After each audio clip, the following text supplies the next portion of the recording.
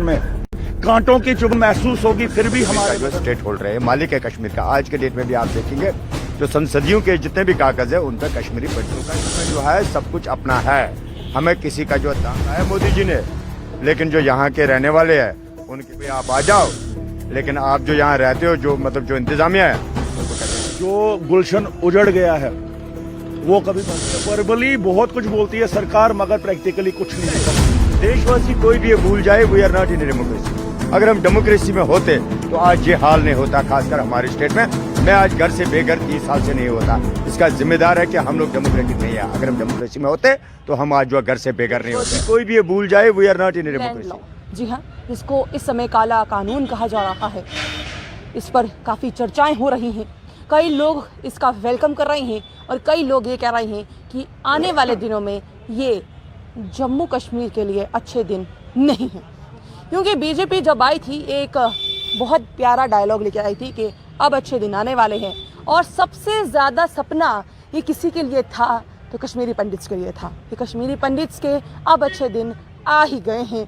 और सबसे बड़ी बात ये थी कि जब बई खाता खुला तो काफ़ी कसीदे भी पड़े गए कि अब उनके लिए कहीं ना कहीं खुशी के दिन आए हैं, खुशी के पल आए हैं। जितना उन्होंने रोना था वो रो चुके हैं, बस अब और नहीं।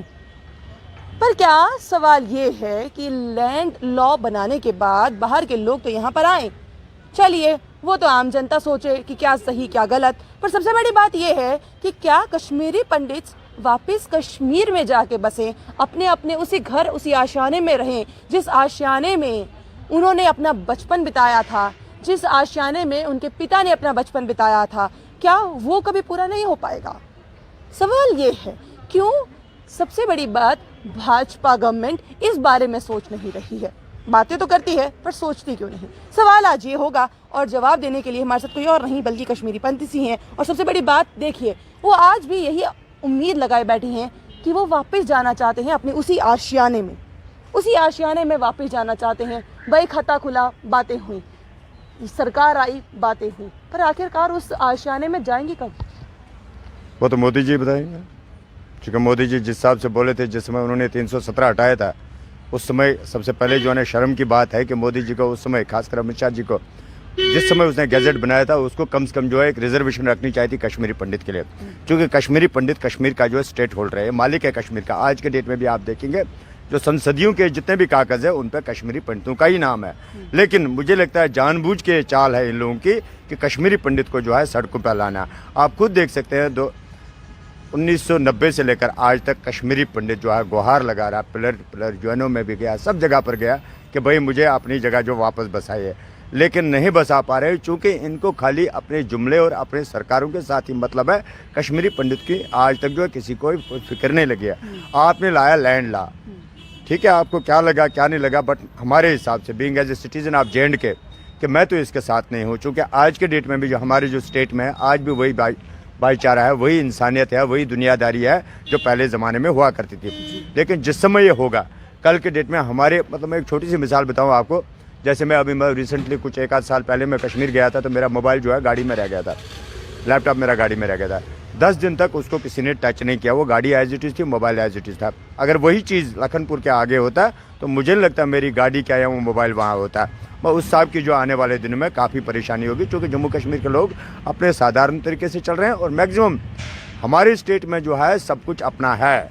हमें किसी का जो दान नहीं मिलता है, क्योंकि हमारे पास आज के डेट में भी आप राशन देखेंगे जम्मू कश्मीर का अपना है, आप चावल मतलब आप कोई भी मसाला देखेंगे, तेल देखेंगे, सब कुछ जो है मैक्सिमम अपना है, एक्सेप्ट नमक जो जम्मू कश्मीर में नहीं होता है।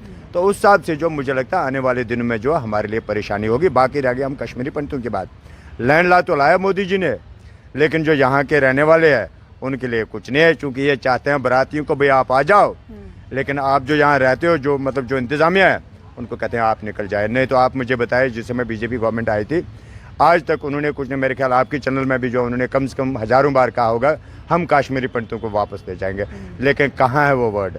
जब 317 हटा था तब भी इन्होंने बताया था कि हम कश्मीरी पंडितों को वापस ले जाएंगे, ज़मीन रेक्टिफाई किया, मकाने बनाए, ये बनाए, और इवन झूठ कितना बोलते हैं। जिस समय 317 हटाया उस समय भी जो है लोगों को यही कहा गया कि भाई हम जो है लैंड के साथ नहीं छड़ेंगे, उसके साथ नहीं छड़ेंगे। ये क्यों?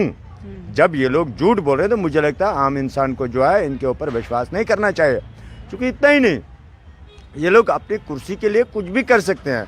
मैं आज के डेट में अगर मैं मतलब सही में बताऊं, मैं कश्मीरी पंडितों को निकालने के पीछे भी यही लोग हैं, क्योंकि 90 से लेकर आज तक जो घटनाएं हमने झेली है, हमने हर समय बीजेपी जिंदाबाद किया, बीजेपी के लिए हमने किया, लेकिन आज हम देख रहे हैं जब 6 साल से जो कश्मीरी पंडित के साथ हो रहा, मुझे लगता है सबसे बड़े दुश्मन यही है, कश्मीरी पंडित। सबसे बड़े दुश्मन यही हैं। लैंड लॉ आ गया है, अब लैंड लॉ क्या आपको वापस वहाँ पर ले जा पाएगा?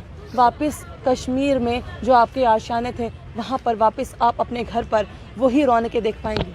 जो गुलशन उजड़ गया है वो कभी बस नहीं सकता, ये सीधी सी बात है, क्योंकि उसको बसाने के लिए एफर्ट्स होने चाहिए, और वो हमारी सरकार, मौजूदा सरकार वो चीज़ नहीं चाहती है, क्योंकि हम विस्थापित है वहाँ से पिछले 30 साल से हम विस्थापित हैं।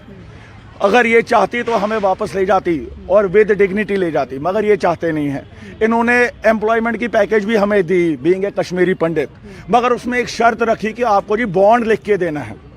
अगर आप कश्मीरी पंडित हो, आपने बॉन्ड लिख के देना है कि आपको जी कश्मीर में ही जॉब करनी है। इट मीन्स वहाँ पे भी गुलामी की तलवार जो है वो हमारे सिर पे रखी, हमारी कम्युनिटी के। उसके बाद इन्होंने कहा जी हम जी आपको कश्मीरी पंडितों को वहाँ पे ले जाएंगे, आपके लिए क्लस्टर्स तैयार करेंगे, आपके लिए ये करेंगे, आपके लिए वो करेंगे। वो भी इनका फेल रहा। ये वर्बली बहुत कुछ बोलती है सरकार, मगर प्रैक्टिकली कुछ नहीं कर रही है।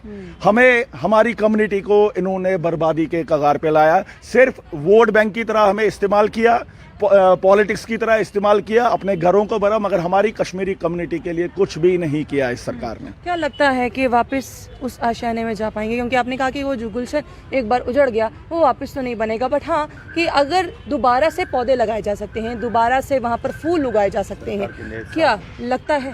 इसके लिए मैं एक चीज कहना चाहता हूं। पहले वापसी होगी भी अगर हमारी फूलों के उस चमन में, कांटों की चुभन महसूस होगी फिर भी हमारे बदन में।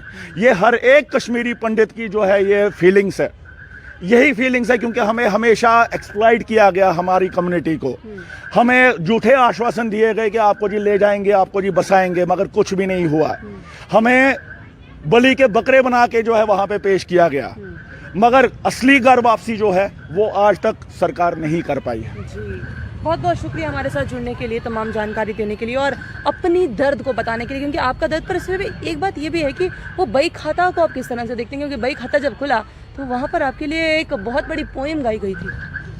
वो तो बहुत कुछ है। बेसिकली हम लोग जो है ना जब ज़्यादा डीपली जाते हैं तो रोना आता है, क्योंकि हमारा जो कश्मीर का जो माहौल था वो कुछ अलग ही था। मैं तो आज भी मतलब कहीं चलने पर भी ये कह चुका हूँ कि duty is not bad and corrupt politics. अब मैं थोड़ा इसमें ऐड करूँ तो पता नहीं लोग मुझे बोलेंगे, पता नहीं क्या क्या बोलेंगे। खैर बोलने दीजिए, डरता तो मैं नहीं हूँ, खैर ऊपर वाले की दुआ से, क्योंकि मैं सच्चा आदमी हूँ, सच्चाई की बात करता हूँ। अगर कश्मीर में इतना गन आया, हथियार आया, मैं आज बीजेपी गवर्नमेंट से आज ये पूछना चाहता हूँ, ये कहाँ से आया? आज के डेट में अब हो गए 6 साल बीजेपी सरकार को। CBI हमारी, CID हमारी, राह हमारा, पुलिस हमारी, फौज हमारी, सब कुछ हमारी। ये क्यों आ रहे? अभी पुलवामा कांड हुआ, कितने लोगों को मरवा दिया?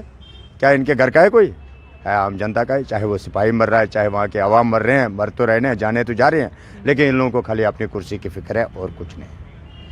अपनी कुर्सी की फिक्र इतनी भी ज़्यादा मत दीजिए कि आप ये भूल जाएं कि सबसे ज़्यादा ज़रूरी जिस वोट की ताकत से आप उस कुर्सी पर बैठते हैं, वो कुर्सी कब आपके आगे से पीछे से निकल जाए आपको पता ही ना चले, क्योंकि वोट डालने वाले भी यही लोग हैं, डेमोक्रेटिक कंट्री बनाने वाले भी यही लोग हैं। और सबसे बड़ी बात, लैंड लॉ लाने के बाद सबसे बड़ी बात देखिए, डेमोक्रेसी नहीं है, डेमोक्रेसी। ये भूल जाए देशवासी, कोई भी ये भूल जाए, we are not in democracy.